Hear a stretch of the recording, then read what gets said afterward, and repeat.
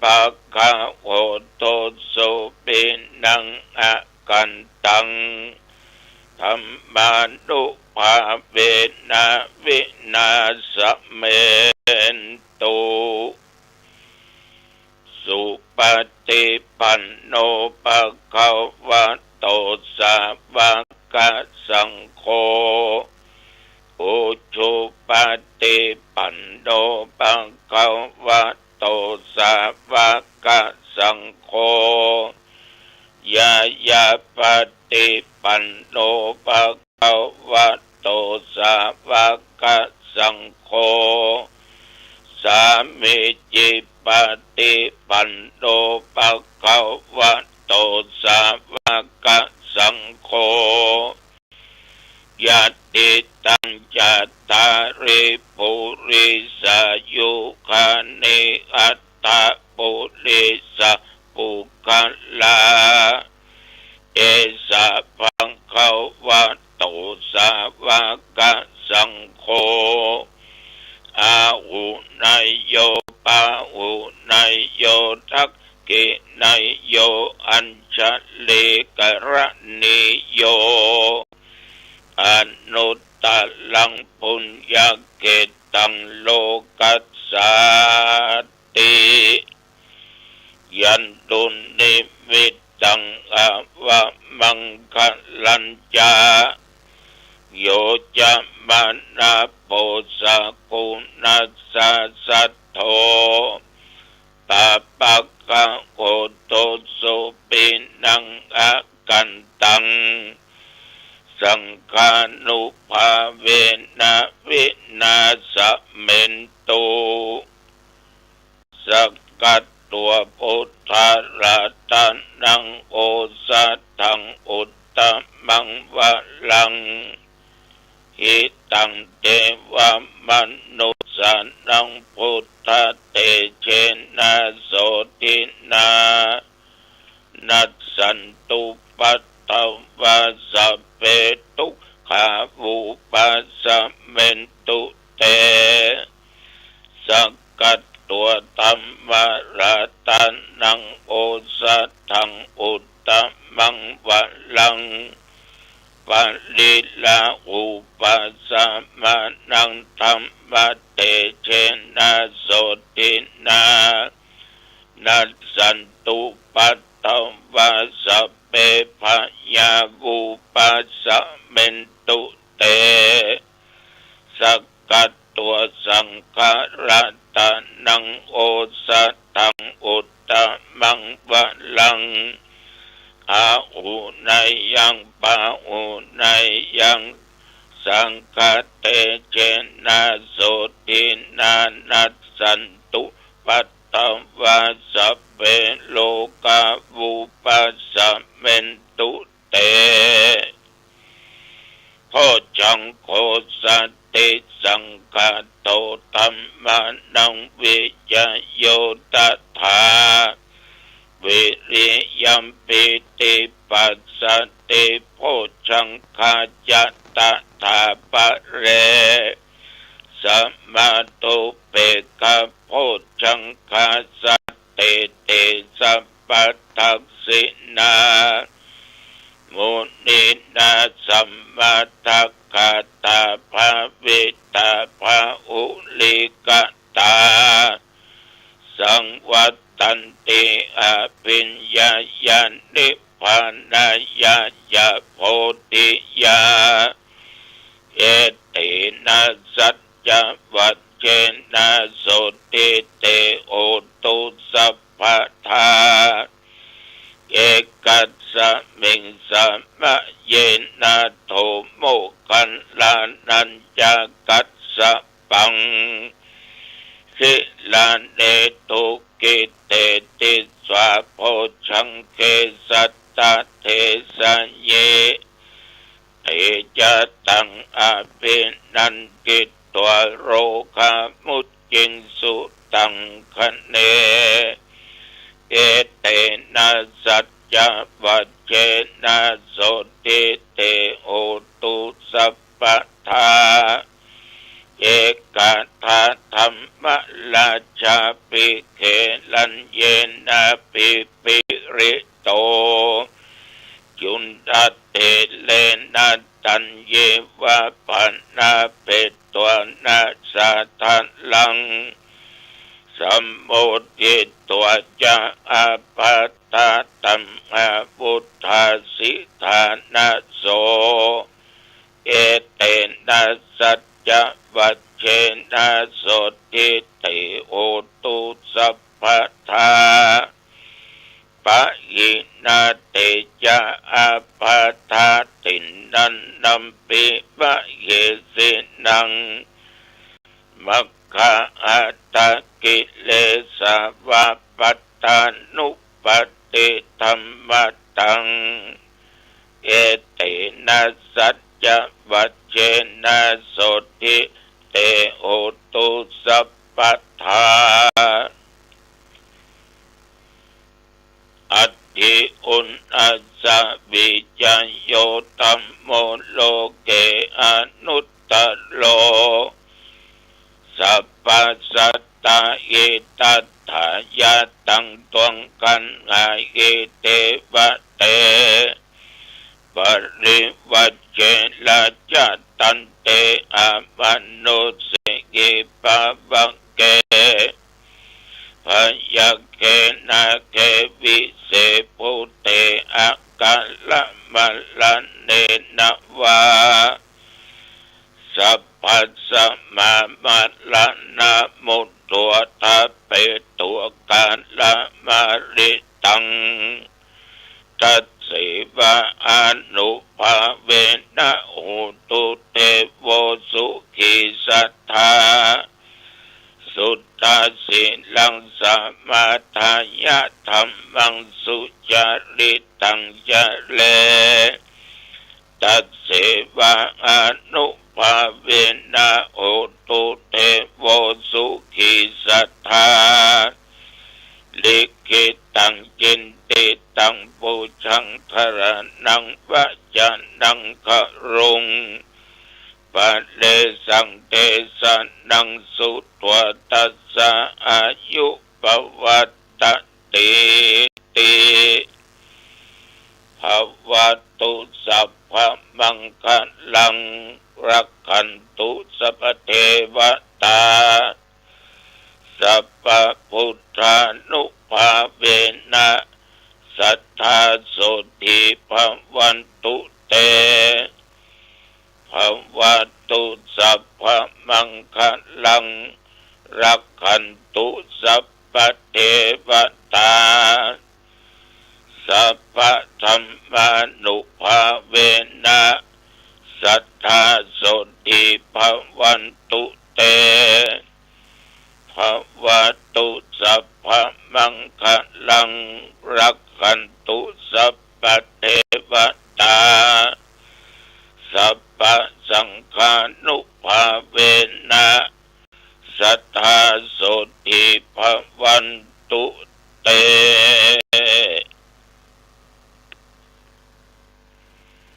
โดยบทพุทธานุภาพธรรมานุภาพสังฆานุภาพบทสาธยายมนต์อันศักดิ์สิทธิ์โพชังคะปริตยันตุลและสักกัตตัว อัตถิอุณัสสวิจัยโดยจิตอันตั้งมั่นเป็นสมาธิแม้นว่าตนข้าพเจ้าและญาติโยมหญิงใจท่านผู้ฟังทุกสารทิศได้ตรงโลกาเปียติโลกไปไข้เจ็บอันร้ายอันหนักในสรีระร่างกายกินยุกกินยาหมอดูแลรักษาก็บ่หายขอพุทธานุภาพธรรมานุภาพสังฆานุภาพมนต์คาถาอันศักดิ์สิทธิ์เหล่านี้จงมาปกป้องคุ้มครองรักษาโลกาเปียติโลกภัยไข้เจ็บอันหนักอันร้ายจุงอันตรธานสวงหาย มีสุขภาพกายใจอันแข็งแรงแม้นตนข้าพเจ้าและญาติโยมทุกท่านเดินทางไปเหนือใต้ตกออกขอปราศจากภัยอันตรายต่างๆเป็นต้นว่าอุบัติภัยโลกภัยอัคคีภัยบาตภัยภัยต่างๆนั้นอย่าได้มากำและมาขายข้าพเจ้าไปที่ไหนก็มีใจมีโชคกลับมามีโชคมีใจมีสติและปัญญาประตั้งตัวตนอยู่ในความประมาทแม่นญาติโยมค้าขายก็ขอเงินค้าขายคล่องได้กำไรร่ำรวยเจริญหน้าที่การงานยิ่งขึ้นไปสมกับกำปอนอายุวันนะสุขะพละจงบังเกิดแก่ข้าพเจ้าและโยมทุกท่านด้วยเถิดกรมอุตุบอกตักเตือนว่าอย่าชะล่าใจว่าฝนลมบังเกิดกับทั้งเฮาไปทั้งเปิ้นบทมันจะเกิดมันก็เกิดที่เปิ้นได้บอกได้กล่าวเพื่อระวังเป็นน้องจะเกิดฝนลมใบเหตุตกนับตั้งแต่เมื่อตะวันว่ามาจนถึงปัจจุบันเที่ยววัดหนองตองใกล้เคียงเหนือใต้ตกออกว่ามีรายงานว่าฝนตกสักหยดเดียวเฮ้ย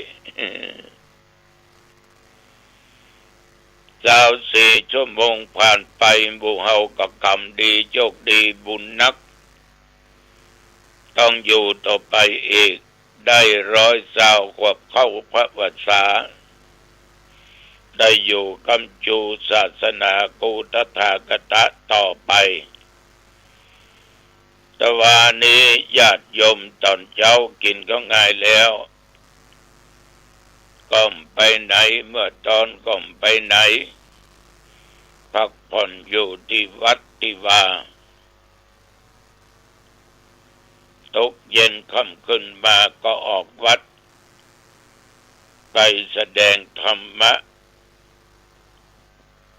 ที่บ้านปัจจีอำเภอสันปะตองจังหวัดเชียงใหม่เอานึกถึงคนตายว่าคนตายก็มียศถาบรรดาศักดิ์เป็นถึงพันตำรวจเอกมีอาวุธข้างกายคือปืนมีกระสุนเต็มแหล่งก็ยังตายอยู่เพราะว่าสิ่งเหล่านี้มันสู้โรกาเปียธิบ่ไหวปืนติดตัวจะไปขู่บอกว่าต้องหายมันถึงมาหายเพราะโรคมะเร็งขึ้นแล้วมีญาติโยมนั่งฟังเทศน์ฟังธรรมกันเป็นระเบียบเรียบร้อยมีความตั้งอกตั้งใจฟังมีเจ้าหน้าที่ตำรวจมีเจ้าหน้าที่บ้านเมืองมากมายต้องขออนุโมทนาบูชาน้ำใจและขอบใจต่อทางเจ้าภาพและครอบครัวใบณที่นี้เป็นอย่างมากกลับมาถึงวัด3 ทุ่มกว่าพ่อแม่พี่น้องญาติโยมชีวิตทุกชีวิต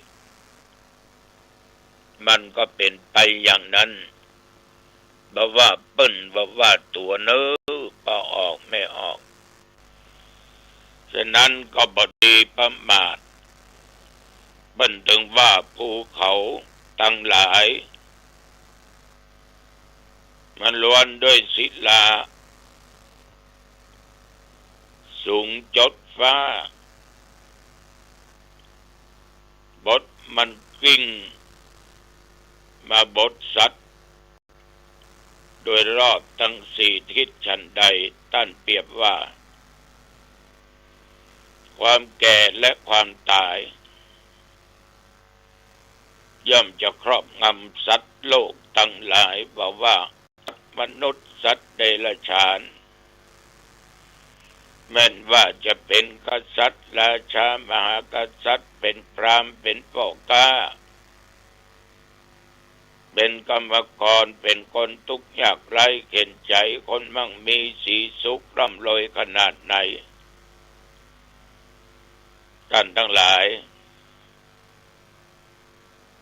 บ่มีภัย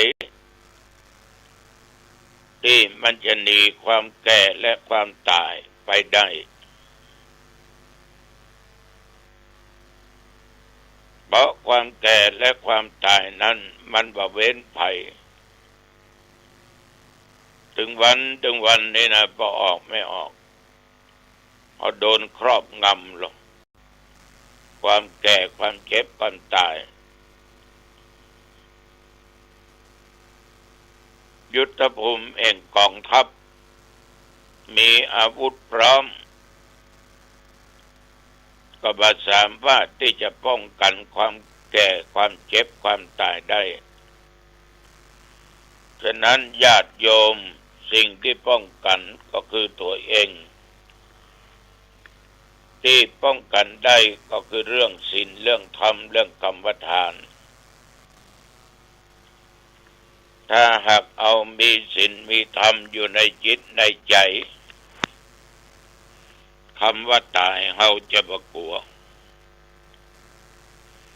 เพราะเอาทุกคนที่เกิดมานั้นบ่สามารถจะเอาชนะ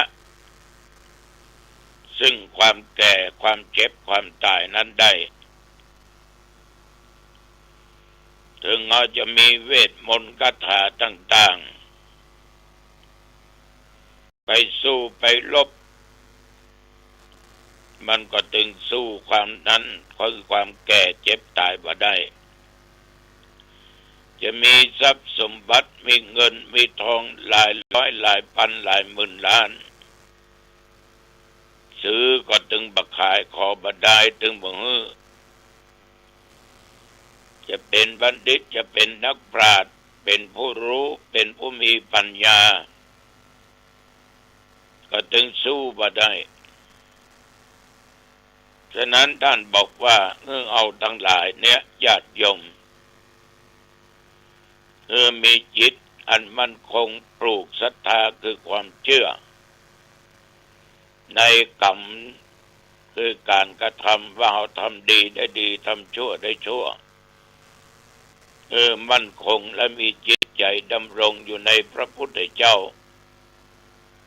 พระธรรมเจ้าพระสังฆเจ้า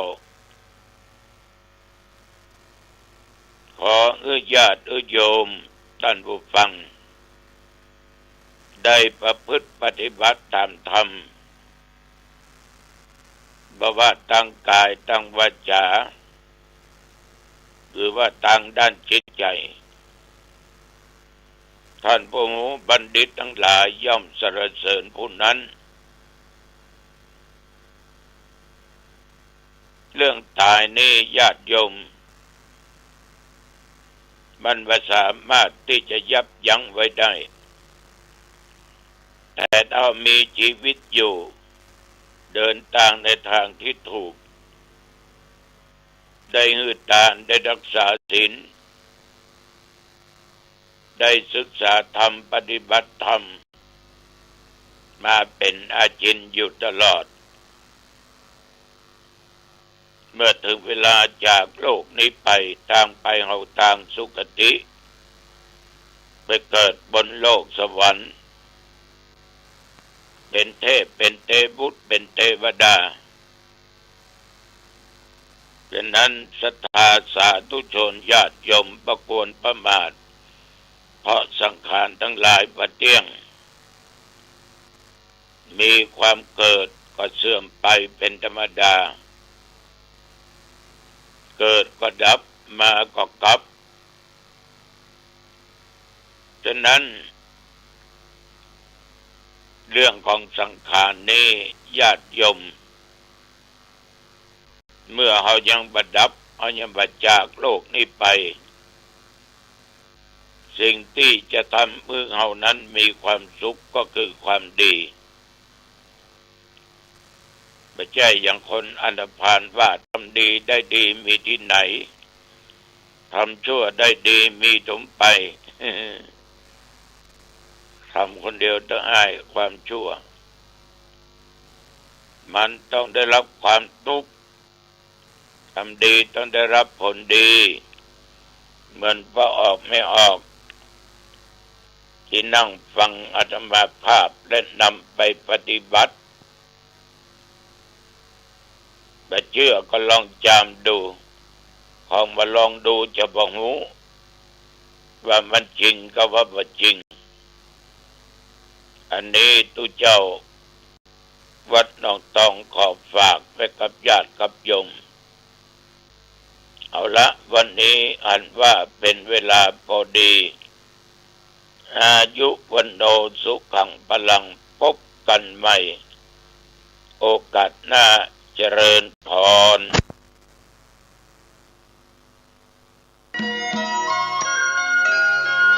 สวัสดีครับท่านผู้ฟังที่เคารพทางสายเอกดำเนินรายการโดยพระประชานาถมุนีเจ้าอาวาสวัดดอนจันทร์เจ้าคณะอำเภอกัลยาณิวัฒนาจังหวัดเชียงใหม่ท่านมีธรรมะเมตตากล่าวธรรมะดังนี้กำจัดธรรมชาติ